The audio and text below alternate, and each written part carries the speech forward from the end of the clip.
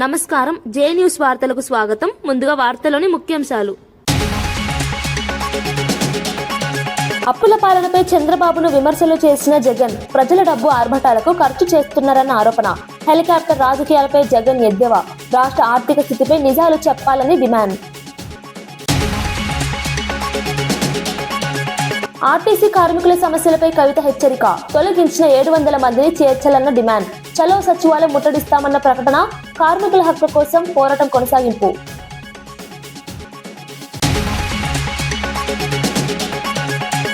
గంజాయి నియంత్రణలో ప్రభుత్వం విఫలమన్న విమర్శ. చిన్నారి ఘటనపై మిథున్ రెడ్డి ఆవేదన. డ్రగ్స్ మాఫియాపై కఠిన చర్యల డిమాండ్. బాధిత కుటుంబానికి సాయం కోరిన వైసీపీ నేత.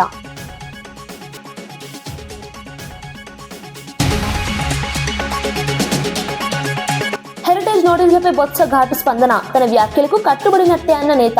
రాజకీయ ఒత్తిళ్లకు లొంగబోనన్న స్పష్టం. ప్రజా ప్రయోజనాల కోసం మాట్లాడతానని వ్యాఖ్య.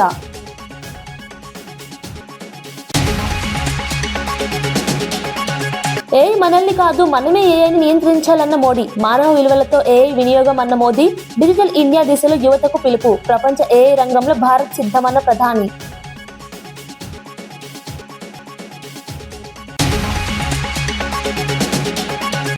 మున్సిపల్ ఎన్నికల ఫలితాలతో బీఆర్ఎస్ నేత హరీష్ రావుకు మైండ్ బ్లాక్ అయిందని భువనగిరి ఎంపీ చామల కిరణ్ కుమార్ రెడ్డి తీవ్ర వ్యాఖ్యలు చేశారు. ప్రజలు ఇచ్చిన తీర్పును అంగీకరించలేకపోతున్నారని ఎద్దేవా చేశారు. 10 ఏళ్ల పాటు కేసీఆర్ కుటుంబం రాష్ట్రాన్ని దోచుకుందని ఆరోపించారు. వరుసగా 2 ఎన్నికల్లో ప్రజలు బీఆర్ఎస్ కు గుండు సున్నా ఇచ్చారని వ్యాఖ్యానించారు. కాంగ్రెస్ కేబినెట్ మీటింగ్ ఢిల్లీలో జరగదని, ఈ నెల 23న సచివాలయంలోనే జరుగుతుందని స్పష్టం చేశారు. బీఆర్ఎస్ నేతలు అనవసర ప్రచారం చేస్తున్నారని మండిపడ్డారు. ప్రజా తీర్పును గౌరవించడం రాజకీయ బాధ్యత అని పేర్కొన్నారు. కాంగ్రెస్ ప్రభుత్వం పారదర్శకంగా పనిచేస్తుందని తెలిపారు. అభివృద్ధి, సంక్షేమం పట్ల ప్రజలు నమ్మకం వ్యక్తం చేశారని చెప్పారు. బీఆర్ఎస్ నాయకులు ఆత్మ పరిశీలన చేసుకోవాలని సూచించారు. 23 నుంచి జరిగినటువంటి అన్ని ఎన్నికలలో 2 ఎన్నికలలోనైతే శూన్యం, గుండు సున్నా వచ్చింది మీకు. ఒకటి పార్లమెంట్ ఎన్నికలు, ఒకటి మన కార్పొరేషన్లు, ఏదో మున్సిపాలిటీలలో కొన్ని వచ్చినట్టున్నాయి.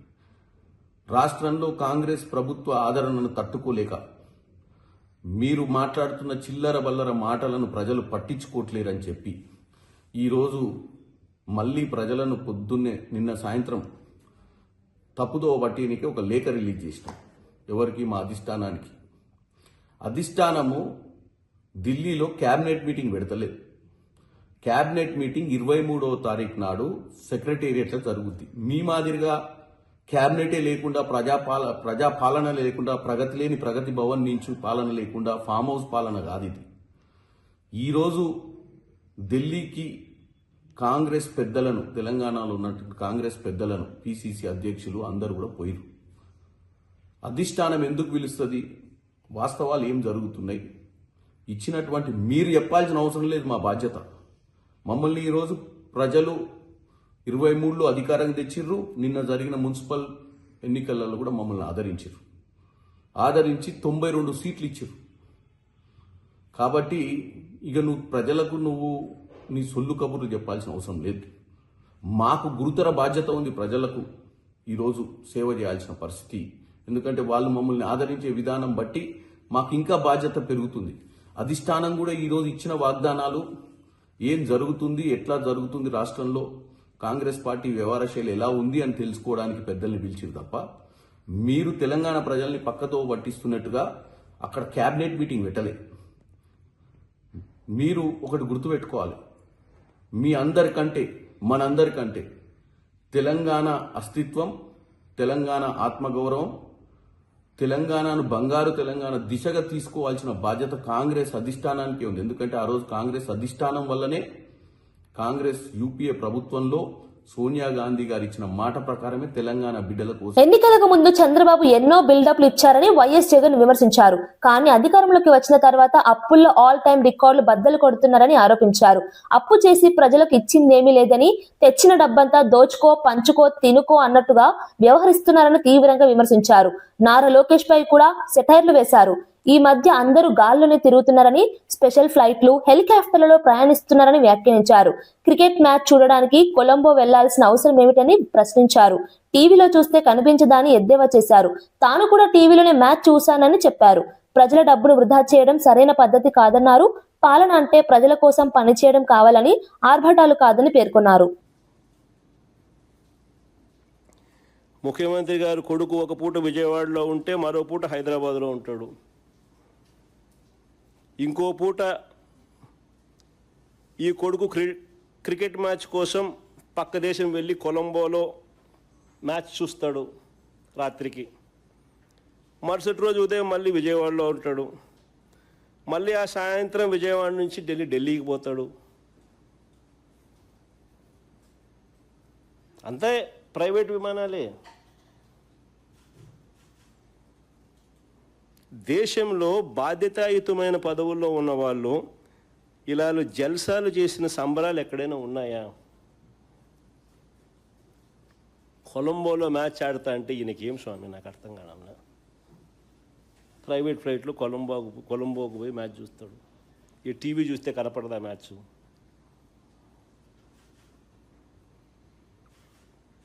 సరే క్రికెట్ అభిమానివే అనుకో, టీవీ చూస్తే కనపడదా? నేను కూడా నిన్న టీవీలోనే చూసిన మ్యాచ్.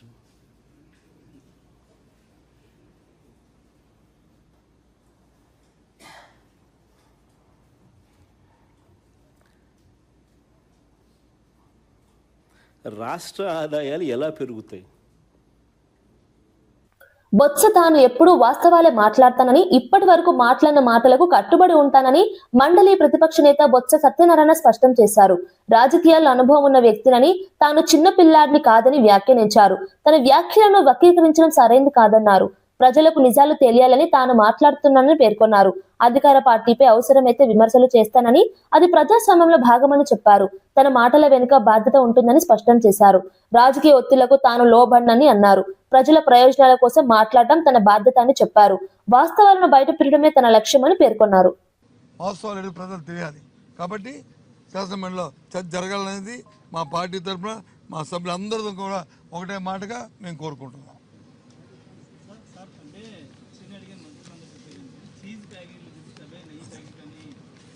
సార్ నాకేం తెలియదా అమాయకుండా? నేనేమి ఏం చూపెట్టాను?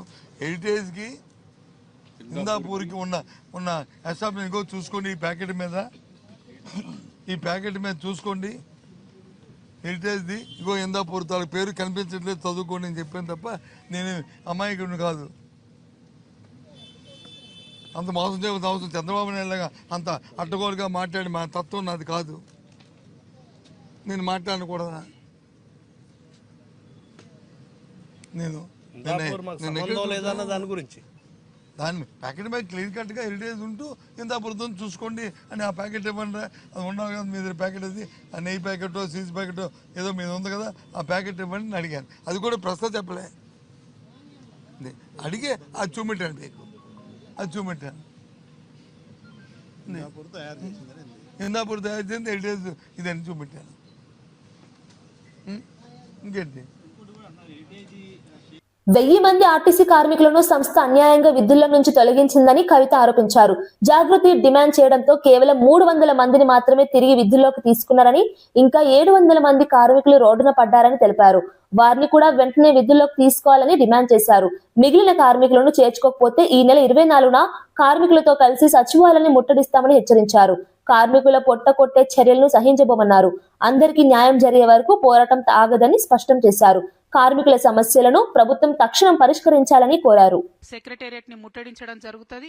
మీరు దిగొచ్చేంత వరకు ఉద్యమాలలో పాల్గొంటామని చెప్పి గౌరవ ముఖ్యమంత్రి గారికి, అదేవిధంగా కాంగ్రెస్ ప్రభుత్వానికి మేము హెచ్చరిక చేస్తా ఉన్నాము. Thank you. జై తెలంగాణ. దేశవ్యాప్తంగా రాజ్యాంగాన్ని చేతిలో పట్టుకుని తిరిగే కాంగ్రెస్ పార్టీ తెలంగాణలో మాత్రం దళిత, గిరిజనుల భూములను గుంజుకుంటోందని ఎమ్మెల్సీ డాక్టర్ శ్రావణ్ దాసోజు విమర్శించారు. రేవంత్ ప్రభుత్వం బుల్డోజర్లతో పేదల ఇండ్లపై దాష్టీకం చేస్తుందని ఆరోపించారు. పేదల ఇండ్లకు కరెంటు, నీళ్లు కట్ చేసి అధికారులు కాంగ్రెస్ తొత్తులుగా మారిపోయారని వ్యాఖ్యానించారు. అభివృద్ధి పేరుతో పేదలను ఇబ్బంది పెట్టడం సరైంది కాదన్నారు. భూముల విషయంలో పారదర్శకత ఉండాలని డిమాండ్ చేశారు. రాజ్యాంగ విలువలను కాపాడాలని సూచించారు. బుల్డోజర్ చర్యలతో భయాందోళన సృష్టించొద్దన్నారు. పేదల పక్షాన నిలబడతామని తెలిపారు. వైఖరితో పేద దళిత వర్గాల యొక్క భూములను గద్దెల లెక్క ఇవాళ లాక్కపోయేటువంటి ఒక దుర్మార్గమైన ప్రయత్నం చేయటాన్ని బీఆర్ఎస్ పార్టీ పక్షాన మేము తీవ్రంగా ఖండిస్తా ఉన్నాం.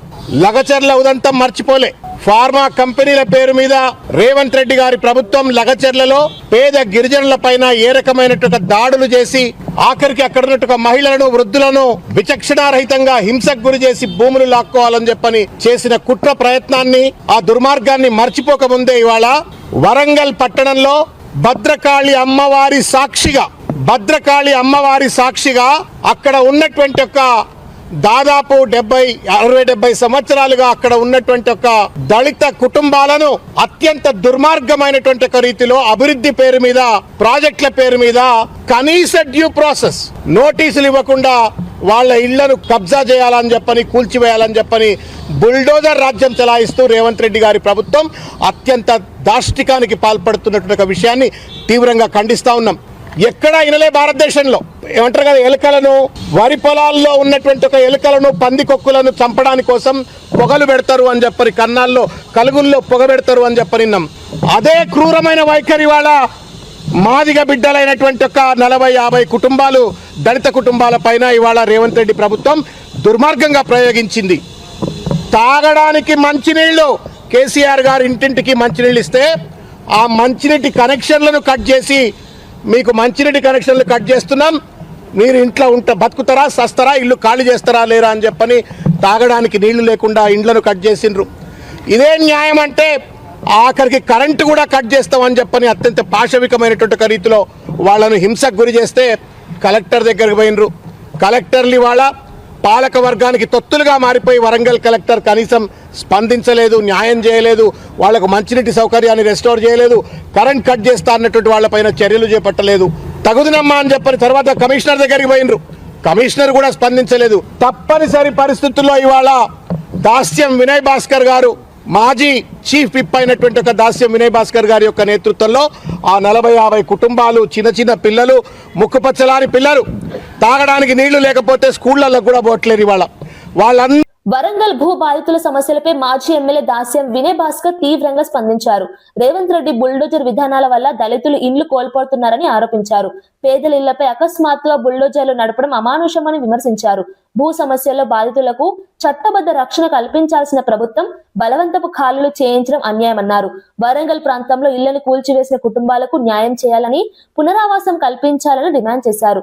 దళితులు బలహీన వర్గాల హక్కులను కాపాడేందుకు బీఆర్ఎస్ పార్టీ నిరంతరం పోరాడుతుందని స్పష్టం చేశారు. కాకుండా నీళ్లు కాదు కరెంటు కూడా కట్ చేస్తా మేము బుల్డోజర్లు పెట్టి మరో హైడ్రా తీరుగా కూలగొడతా అని చెప్పి మరి వాళ్ళని హెచ్చరించడం జరిగింది. అందుకే ఈరోజు బీఆర్ఎస్ పార్టీ కార్యాలయం జనతా క్యారేజ్ లాగా పనిచేస్తున్న సందర్భంలో ప్రజలకు మరి ఈ దళితులకు ఆశ్రయాన్ని ఇచ్చి ఈరోజు మా గౌరవ ఎమ్మెల్సీ శ్రవణ్ గారి ఆధ్వర్యంలో మా బీఆర్ఎస్ పార్టీ లీగల్ సెల్ న్యాయవాదుల సహాయ సహకారాలతోని ఈరోజు ఉమెన్ రైట్స్ను మరి ఆశ్రయించడం జరిగింది. వారు సానుకూలంగా స్పందించారు. ఏదేమైనప్పటికీ కూడా దళితుల పక్షాన బీఆర్ఎస్ పార్టీ ఉంటుంది. ఖచ్చితంగా ఈ దళితులను మరి ఖచ్చితంగా న్యాయం జరిగే వరకు కూడా దశల వారీగా మా ఆందోళన కొనసాగిస్తాం. పార్టీ మారిన 10 మంది ఎమ్మెల్యేలపై అనర్హత వేటు ఖాయమని ఎమ్మెల్యే కేపీ వివేకానంద పేర్కొన్నారు. స్పీకర్ ఇప్పటి వరకు తీర్పు కాపీలు ఇవ్వకుండా కాలయాపన చేస్తున్నారని ఆరోపించారు. రేవంత్ రెడ్డి న్యాయస్థానాలను కూడా తప్పుదో పట్టిస్తున్నారని తీవ్ర విమర్శలు చేశారు. ఫిరాయింపులు ప్రజాస్వామ్యానికి విరుద్ధమని, ప్రజల తీర్పును అవమానించడమేనని అన్నారు. కోర్టులు న్యాయపరమైన తీర్పు ఇస్తామని తమకు ఆ నమ్మకం ఉందన్నారు. ప్రజాస్వామ్య వ్యవస్థలో నిబంధనలు అందరికీ సమానంగా ఉండాలని, అధికారంలో ఉన్న వారికి వేరే చట్టం ఉండకూడదన్నారు. స్పష్టంగా చెప్పినాం. కోర్టులకి అసెంబ్లీ సాక్షిగా అసెంబ్లీలో కూడా రేవంత్ రెడ్డి గారు మాట్లాడుతూ ఏ రకంగా డిస్క్వాలిఫై అయితే ఏ రకంగా ఉప ఎన్నికలు వస్తాయని చెప్పేసి మాట్లాడడం జరిగింది. ఆ ఒక మాటకి సుప్రీంకోర్టు మొట్టకాయలేసిన సంగతిని గుర్తు చేస్తా ఉన్నాను. కాబట్టి కడియం శ్రీహరి గారు కానివ్వండి, బీఆర్ఎస్ పార్టీలో గెలిచి కాంగ్రెస్ పార్టీలో చేరినటువంటి మిగతా 9 మంది ఎమ్మెల్యేలు కానివ్వండి, ఈ 10 మంది న్యాయస్థానాలను తప్పించుకోలేరు. తప్పకుండా వారికి అనర్హులుగా ప్రకటించబడతారు. ఖచ్చితంగా ఈ 10 చోట్ల ఎన్నికలు రావడం ఖాయం. కేవలం కాలయాపన చేయడానికే స్పీకర్ గారి పైన ఒత్తిడి తెచ్చి తన నిర్ణయాన్ని ప్రకటించకుండా కాలయాపన చేసే ప్రయత్నం ముఖ్యమంత్రి రేవంత్ రెడ్డి గారు చేస్తుండడానికి మరి ఈ తాత్సర్యమే ఈ యొక్క డిలే ప్రాసెస్ అని స్పష్టంగా అర్థమవుతా ఉన్నది. ఎంత దిగజారిపోయినంటే ఈ రోజు నేను చెప్తా ముఖ్యమంత్రి గారి పరిస్థితి చూస్తా ఉంటే న్యాయస్థానాలకి మ్యాటర్ పోతే, ఈ విషయం పోతే తక్షణము ఈ శాసనసభ్యులందరూ కూడా 10 మందికి 10 మంది అనర్హులుగా ప్రకటించబడతారు. కడియం సిఆర్ గారు అయితే మొదటి వరుసలో ఉంటారు. మరి దాన్ని కాలయాపన చేయడానికి వారు దీన్ని పోస్ట్పోన్ చేసుకుంటూ డిలే ప్రాసెస్ చేసుకుంటూ దూరం వచ్చిన తర్వాత మిగతా 8 మంది ఎమ్మెల్యేలకు సంబంధించిన తీర్పుని కూడా ఇప్పటి వరకు కూడా స్పీకర్ గారి కార్యాలయం నుంచి మరి ఒక సర్టిఫైడ్ కాపీస్ తీర్పుని మరి స్పీకర్ గారు ఇచ్చినారో ట్రిబ్యునల్ చైర్మన్ ఒక హోదాలో ఇప్పటి వరకు కూడా మరి ఆ కాపీలని మాకు అందియలేదు. అంటే ఆ ఒక జడ్జిమెంట్ కాపీస్ మాకు వస్తే మళ్ళీ మేము కోర్టును ఆశ్రయిస్తాం కాబట్టి మరి తాత్సరం చేయాలి, టైం పాస్ చేయాలనే ఉద్దేశంతోనే ఇవ్వకుండా కాలయాపన చేస్తా ఉన్నారు. కాబట్టి న్యాయస్థానాలను కూడా మరి తప్పుదో పట్టించి న్యాయస్థానాలను కూడా మోసం చేసేటువంటి నాయకుడు ఎవరన్నా ఈరోజు భారతదేశంలో అంటే అది మొదటి వరుసలో రేవంత్ రెడ్డి గారే వస్తారు. మరి ముఖ్యమంత్రి గారు ఈ యొక్క స్పీకర్ పైన ఒత్తిడి తెచ్చి ఇంకా కూడా కాలయాపన చేసే ప్రయత్నం చేస్తా ఉన్నారు. అది మానుకోవాలని చెప్పేసి ఈ సందర్భంగా నేను చేస్తా ఉన్నాను. ఒక చిన్నారిపై జరిగిన దారుణ ఘటన నేపథ్యంలో వైసీపీ నేత మిథున్ రెడ్డి తీవ్ర ఆవేదన వ్యక్తం చేశారు. గంజాయి మత్తులో నేరాలు పెరుగుతున్నాయని, ప్రభుత్వం మాదక ద్రవ్యాల నియంత్రణలో విఫలమైందని విమర్శించారు. బాధిత కుటుంబానికి 25 లక్షల ఆర్థిక సహాయం అందించాలని డిమాండ్ చేశారు. నిరసన తెలిపిన వారిపై కేసులు నమోదు చేస్తున్న పోలీసులు గంజాయి విక్రేతలపై ఎందుకు కఠిన చర్యలు తీసుకోవడం లేదని ప్రశ్నించారు. రాష్ట్రంలో డ్రగ్స్ మాఫియాను అరికట్టేందుకు కఠిన చర్యలు అవసరమన్నారు. పోలీసులు కానీ అధికార పార్టీ నాయకులు కానీ గంజాయి మత్తులో మద్యం సేవించి చేశారని చెప్పి చెప్తారు. మరి ఈ గంజాయి విక్రయాలను అరికట్టకుండా మీరేం చేశారు? ఈరోజు ఈ విచ్చలవిడి మద్యం అమ్ముతా ఉంటే మీరేం చేశారని చెప్పి కూడా నేను ఈరోజు ప్రభుత్వాన్ని నిలదీస్తా ఉన్నాను. ఈరోజు రాష్ట్ర వ్యాప్తంగా, అన్నమయ్య జిల్లానే కాదు రాష్ట్ర వ్యాప్తంగా ఈరోజు డ్రగ్స్ అనేది పెద్ద సమస్య. ఈరోజు డ్రగ్స్ వలన ఎన్నో రకాల ఇన్సిడెంట్లు జరుగుతూ ఉన్నాయి.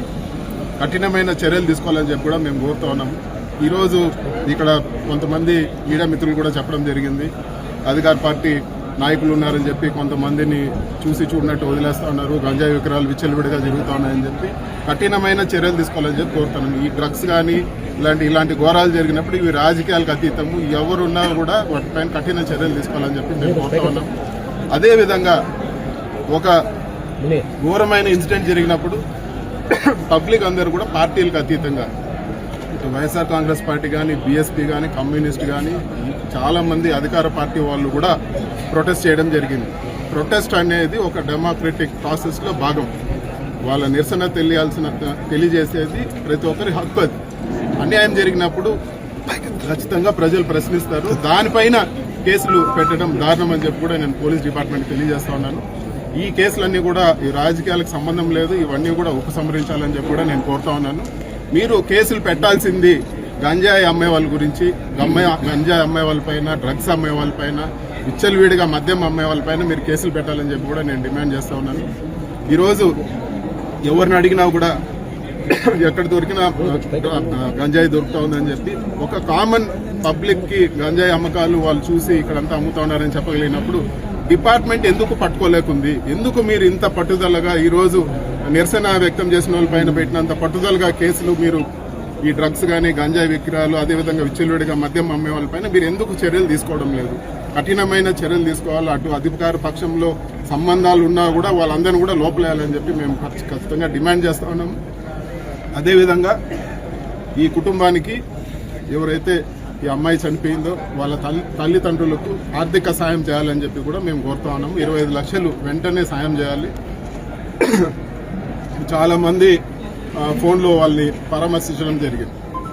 ఇవన్నీ పరామర్శలు చేసినా కూడా ఆర్థిక సాయం 25 లక్షలు ఖచ్చితంగా చేయాలని చెప్పి మేము డిమాండ్ చేస్తున్నాం. తక్షణమే చేయాలా.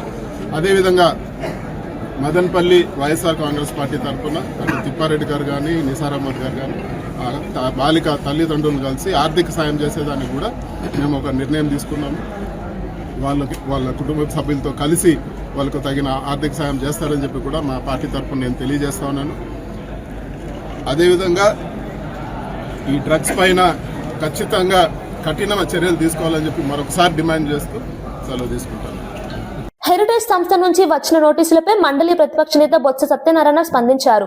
తాను వాస్తవాలే మాట్లాడుతున్నానని, ఇప్పటికూ తన వ్యాఖ్యలకు కట్టుబడి ఉన్నానని స్పష్టం చేశారు. ప్రజలకు నిజాలు తెలియాలనే ఉద్దేశంతోనే వ్యాఖ్యలు చేశానని తెలిపారు.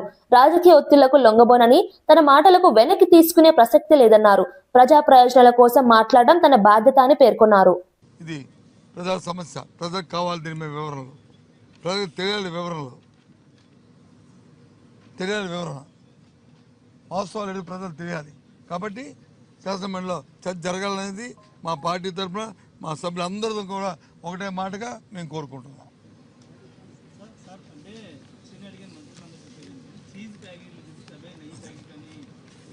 సరే నాకేం తెలియదా అమాయకుండా? నేనేమి చూపెట్టాను? హెరిటేజ్కి ఇందాపూర్కి ఉన్న ఎస్టాబ్లిష్ ఇంకో చూసుకోండి, ఈ ప్యాకెట్ మీద చూసుకోండి, హెరిటేజ్ది ఇగో ఇందాపూర్ తాలూకు పేరు కనిపించట్లేదు, చదువుకోండి అని చెప్పాను తప్ప నేను అమాయకుడిని కాదు. అంత మోసం చేయవలసిన అవసరం చంద్రబాబు నాయుడుగా అంత అడ్డగోలుగా మాట్లాడి మా తత్వం నాది కాదు. నేను మాట్లాడకూడదా?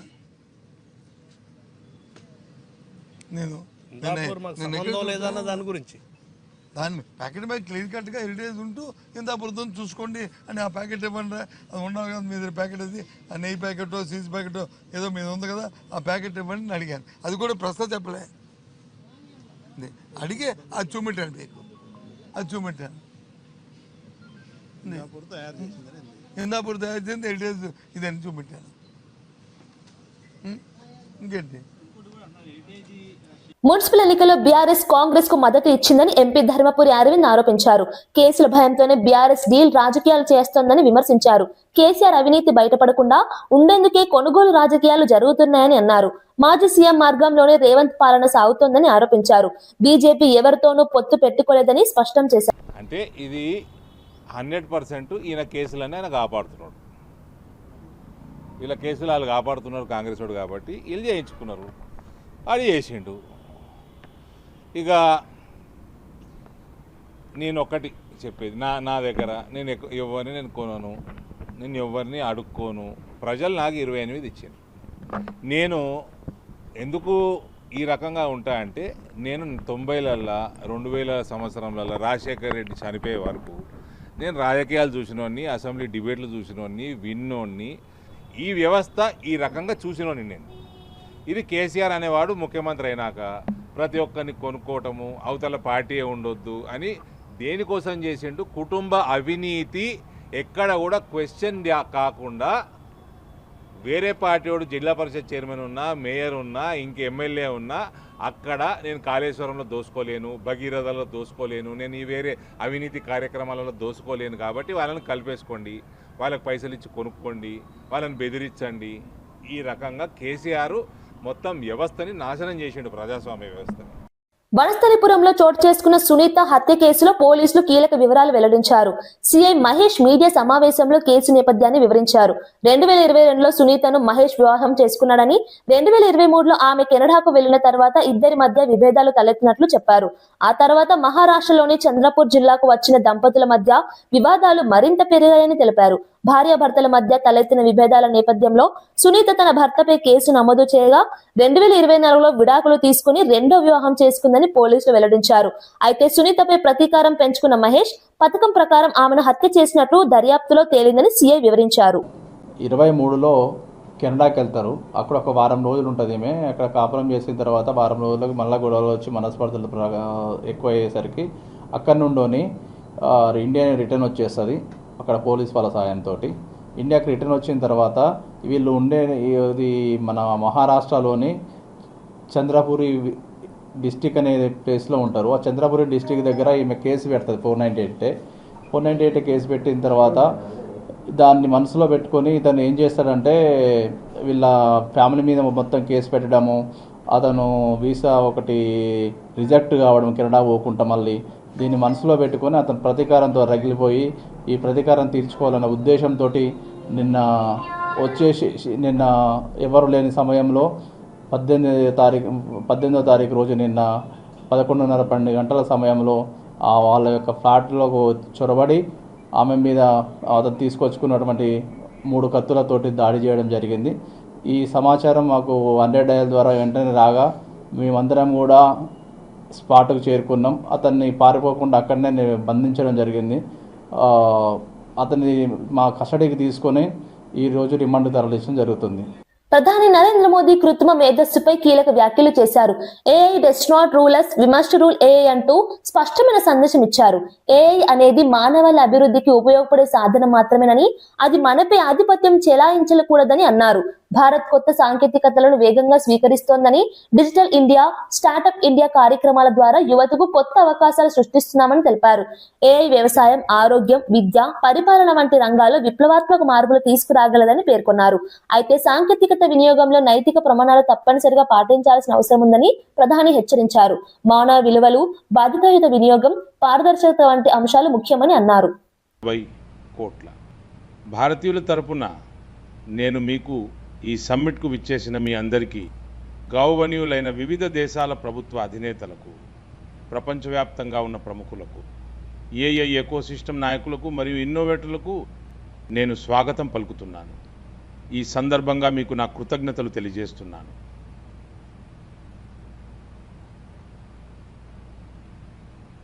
ఈ సదస్సు భారతదేశంలో జరగడం భారతదేశానికి, అలాగే మొత్తం గ్లోబల్ సౌత్ కోసం గర్వకారణం. మరియు ఈ సదస్సులో ఏఐ అనేది, సోదరులారా, ప్రపంచం నలుమూలల నుండి ఒక పెద్ద సమూహం ఇక్కడ ఉంది. 100కు పైగా దేశాల నుండి ప్రాతినిధ్యం. ప్రపంచంలోని ప్రతి మూల నుండి ఇక్కడకు వచ్చిన మహానుభావులు దీని విజయాన్ని కొత్త శిఖరాలకు తీసుకువెళ్తున్నారు. ఇందులో యువ తరానికి చెందిన సెషన్కు మేము చూసిన హాజరు, అది ఒక కొత్త విశ్వాసాన్ని కలిగించింది. సాధారణంగా కొత్త బృందం మరియు కొత్త సాంకేతికత విషయంలో కొంతమందికి ప్రారంభంలో సందేహాలు కలిగాయి. అయితే ఈ వేగం మరియు గొప్ప మరియు నమ్మకంతో ప్రపంచంలోని యువతతో పాటు ఇక్కడి యువత కూడా ఈ తరం ఏఐని స్వీకరిస్తోంది, దాని ఓనర్షిప్ను తీసుకుంటోంది. మాజీ మంత్రి అంబటి రాంబాబుపై తనపై నమోదైన కేసులపై స్పందించారు. ప్రభుత్వం, పోలీసులు కుమ్మక్కై తనపై కేసులు పెట్టారని ఆరోపించారు. తనపై ఉన్న కేసులన్నీ బెయిల్ వచ్చే కేసులేనని, అయినప్పటికీ 18 రోజుల పాటు రాజమండ్రి సెంట్రల్ జైల్లో ఉండేలా పరిస్థితులు సృష్టించారని విమర్శించారు. జైలు జీవితం తనను మానసికంగా మరింత దృఢంగా మార్చిందని తెలిపారు. తనకు మద్దతుగా నిలిచిన పార్టీ శ్రేణులు, అభిమానులు, ప్రజలకు కృతజ్ఞతలు తెలిపారు. రాజకీయంగా తనను దెబ్బతీయాలనే ఉద్దేశంతోనే ఈ చర్యలు జరిగాయని ఆరోపించారు. చేసినటువంటి సంఘటనలు నేను చాలా వివరంగా గుంటూరు వెళ్ళిన తర్వాత మళ్ళీ మాట్లాడతాను. నేను అందరికీ ఈ సందర్భంగా నా ధన్యవాదాలు తెలియజేస్తున్నాను. నాకు ఎవరైతే సపోర్ట్ చేశారో ఈ సంఘటనలో, ఎవరైతే మద్దతు పలికారో వారందరికీ నా హృదయపూర్వక ధన్యవాదాలు. అలాగే కొంతమంది మద్దతు పలకలేదు, వారికి కూడా నా ధన్యవాదాలు. వారు ఏమన్నారంటే, పెద్ద మాట అన్నారు, దానికి కూడా నేను గుంటూరు వెళ్ళిన సమాధానం చెప్తా. అదేమన్నారంటే, అసహ్యంగా మాట్లాడితే దాడులు చేయరా అని. అసహ్యంగా మాట్లాడితే దాడులు చేయదలుచుకుంటే ఎంతమంది మీద చేయాలి? అసహ్యంగా మాట్లాడే వాళ్ళ మీద. అది ఒక అంశం. వాళ్ళకు కూడా నేను రేపు నా సమాధానాన్ని తప్పనిసరిగా చెప్తా. 18 రోజులు నన్ను జైల్లో పెడితే నేను భయపడతాననుకున్నారేమో. భయపడే ప్రశ్న ఈ అంబటి రాంబాబుకు ఉద్భవించదని మనవి చేస్తున్నా. ఎందుకంటే ఈ చంద్రబాబు నాయుడు గారి ప్రభుత్వం వచ్చినప్పుడే జైల్లో ఉండటానికి సిద్ధపడ్డానని కూడా ఈ సందర్భంగా మనవి చేస్తున్నా. నన్ను హింసించాలని, నన్ను జైల్లో పెట్టాలని చంద్రబాబు, లోకేష్ ఎప్పటి నుంచో ప్రయత్నం చేస్తున్నారు. ఎక్కడో దొరికాను, లోపల పెట్టారు. చూద్దాం, టైం విల్ కమ్ అగైన్. పరిస్థితులు మళ్ళా మారతాయి. ఈ పాపానికి వారు పరిష్కారం చేయక తప్పదని కూడా ఈ సందర్భంగా నేను మనవి చేస్తున్నాను. రాజమండ్రి సెంట్రల్ ప్రిజన్ నాకు పట్టుదలను పెంచే ఒక శిక్షణా కేంద్రం అని కూడా ఈ సందర్భంగా నేను మనవి చేస్తున్నాను. మరింత పట్టుదలగా, మరింత కసిగా ఎన్ని కేసులు పెట్టినా, ఎన్ని రోజులు జైల్లో ఉన్నా ఒక్క అడుగు కూడా వెనక్కు వెయ్యను. జగన్మోహన్ రెడ్డి గారి నాయకత్వంలో ఈ కూటమి ప్రభుత్వాన్ని ప్రజాస్వామ్యబద్ధంగా కూల్చేంత వరకు ఈ పోరాటం ఆగదు. ఎన్నిసార్లు జైల్లో పెట్టినా వెనక్కు వెళ్ళే ప్రశ్న లేదు. అన్యాయంగా అక్రమంగా జైల్లో పెట్టారు. నా ఇల్లు దహనం చేయడానికి ప్రయత్నం చేశారు, నా కార్లు పగలగొట్టారు, నా ఆఫీస్ పగలగొట్టారు, నా పెళ్ళాం బిడ్డల్ని తరిమి కొట్టారు, నన్ను చంపడానికి ప్రయత్నం చేశారు, తీసుకొచ్చి జైల్లో పెట్టారు. ఏమైంది? ఏమైద్దని అడుగుతా ఉన్నా. చంద్రబాబు నాయుడు అడుగుతా ఉన్నా, లోకేష్ని అడుగుతా ఉన్నా. ఏమైద్ది? ఏమీ కాదు. మళ్ళా కాలం గిరున తిరిగి వస్తుంది. అన్నిటికీ సమాధానం ఇవాళ చాలామంది మిత్రులు మాట్లాడారు. బయట జరిగిన సంఘటనలు నాకు తెలియదు, చాలా తక్కువ మాత్రమే, పేపర్లో ఉన్నవి మాత్రమే నేను తెలుసుకున్నాను. జైలు జీవితాన్ని నేను వచ్చే 3 ఏళ్ల తర్వాత కూడా రాష్ట్రంలో కాంగ్రెస్ పార్టీని అధికారంలోకి వస్తుందని పిసిసి అధ్యక్షుడు మహేష్ కుమార్ గౌడ్ ధీమా వ్యక్తం చేశారు.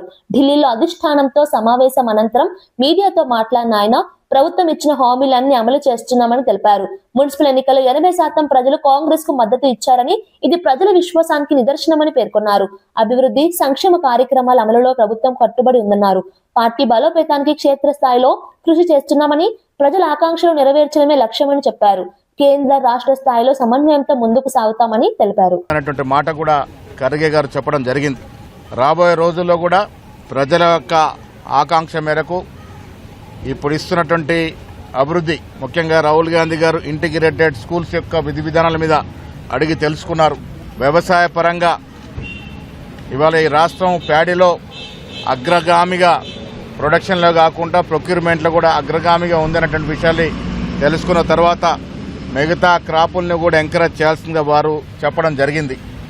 రాష్ట్రంలో రాజకీయంగా, ప్రభుత్వ పరంగా, పార్టీ పరంగా జరుగుతున్నటువంటి అన్ని అంశాల మీద వారు కూలంకషంగా చర్చ చేశారు. భవిష్యత్తులో తీసుకోవాల్సినటువంటి చర్యల గురించి కూడా వారు సూచనలు చేశారు. 6 గ్యారంటీలో మెజారిటీ అంశాలు ప్రజలకు అందుతా ఉన్నాయి. 8 లక్షల కోట్ల అప్పు మన ఎత్తిన పెట్టిపోయినప్పటికీ కూడా మా మంత్రివర్గ సభ్యులు చాలా చాకచక్యంగా ఉన్నదాన్ని అడ్జస్ట్ చేసుకుని ప్రజలకు ఇవ్వాల్సి ఇస్తా ఉన్నారు. 6 అంశాల్లో మెజారిటీ అంశాలు ఇప్పటికే ఇస్తా ఉన్నాం. ఇంకా దాదాపు 3 సంవత్సరాలు మాకు సమయం ఉంది. ఇవన్నీ ఇస్తాం. 3 సంవత్సరాల తర్వాత శబాషి అనిపించుకుని మళ్లీ అధికారంలోకి మేమే వస్తాం. మేము అధిష్టానం దగ్గర మోకరిల్లు వెళ్తున్నాం చెప్పుకునే వారికి చెప్పాల్సింది, బీజేపీ పార్టీ అధిష్టానం ఎక్కడుంటది? కాంగ్రెస్ పార్టీ, బీజేపీ పార్టీలు జాతీయ పార్టీలు, జాతీయ దృక్పథం పనిచేస్తాం. ప్రతిసారి మతం పేరిట, ప్రాంతం పేరిట రెచ్చగొట్టే మాటలు. బడ్జెట్ చర్చల సందర్భంగా మండలిలో వైసీపీ సభ్యులు గందరగోళం సృష్టిస్తున్నారని ప్రభుత్వ విప్ కడప ఎమ్మెల్యే రెడ్డప్ప గారి మాధవిరెడ్డి మండిపడ్డారు. బడ్జెట్ పై చర్చలో పాల్గొనకుండా రచ్చ చేయడం ప్రజాస్వామ్యానికి విరుద్ధమని అన్నారు. ప్రజల సమస్యలు, అభివృద్ధి అంశాలపై చర్చించాల్సిన సమయంలో రాజకీయ ఆరోపణలతో సభా కార్యక్రమాలను అడ్డుకోవడం సరికాదని విమర్శించారు. ప్రభుత్వం పారదర్శకంగా బడ్జెట్ ప్రవేశపెట్టిందని, అన్ని వర్గాల అభివృద్ధి దృష్టిలో ఉంచుకొని కేటాయింపులు చేశామని తెలిపారు. విపక్షం నిర్మాణాత్మక చర్చకు ముందుకు రావాలని సూచించారు. ప్రజల ప్రయోజనాల కోసం కలిసి పనిచేయాలని పిలుపునిచ్చారు. సభా పరంపర, నియమావళిని గౌరవించాలని పేర్కొన్నారు. ప్రభుత్వాన్ని సక్రమ మార్గంలో పెట్టాలనే ఆలోచన లేకుండా ఈరోజు శాసనసభకు రారు, శాసన మండలిలో రచ్చ చేస్తా ఉన్నారు. ఈ రాజకీయ పార్టీ అంత రాజకీయంగానే చూస్తోంది తప్పితే మన రాష్ట్ర భవిష్యత్తు ఏంటి, భవిష్యత్తు తరాలకి రాష్ట్రాన్ని ఎలా తయారు చేసి దేశంలోనే పోటీతత్వంలో రాష్ట్రాన్ని ఎలా తీసుకుపోవాలని దాని మీద ఏ విధమైన అవగాహన లేకుండా గత 5 సంవత్సరాలు దాదాపు రాష్ట్రాన్ని జీవోత్సవం చేసి ఈ 5 సంవత్సరాలు గెలిచిన 11 మంది కూడా దాంట్లో పాలు పంచుకోకుండా అదే యొక్క విధ్వంసంలో ముందుకెళ్తా ఉన్నారు. దీన్ని రాష్ట్ర ప్రజలందరూ కూడా గమనించాలని నేను కోరుకుంటా ఉన్నాను. వార్తలు ముగించే ముందు ముఖ్యాంశాలు మరోసారి. అప్పుల పాలనపై చంద్రబాబును విమర్శలు చేసిన జగన్, ప్రజల డబ్బు ఆర్భటాలకు ఖర్చు చేస్తున్నారన్న ఆరోపణ. హెలికాప్టర్ రాజకీయాలపై జగన్ ఎద్దేవా. రాష్ట్ర ఆర్థిక స్థితిపై నిజాలు చెప్పాలని డిమాండ్. ఆర్టీసీ కార్మికుల సమస్యలపై కవిత హెచ్చరిక. తొలగించిన 700 మందిని చేర్చాలన్న డిమాండ్. చలో సచివాలయం ముట్టడిస్తామన్న ప్రకటన. కార్మికుల హక్కు కోసం పోరాటం కొనసాగింపు.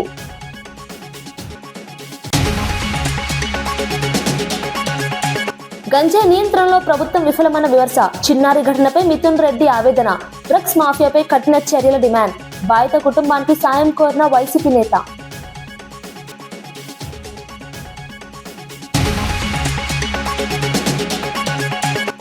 కాలేజ్ నోటీసులపై బొత్స ఘాటు స్పందన. తన వ్యాఖ్యలకు కట్టుబడినట్టే అన్న నేత. రాజకీయ ఒత్తిళ్లకు లొంగబోనున్న స్పష్టం. ప్రజా ప్రయోజనాల కోసం మాట్లాడతానని వ్యాఖ్య.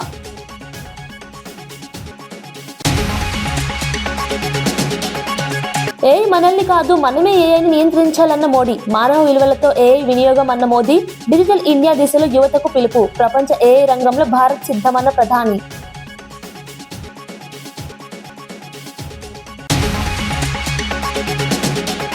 ఇవి ఈనాటి వార్తా విశేషాలు. మరో బులెటిన్లో మళ్ళీ కలుద్దాం. నమస్కారం.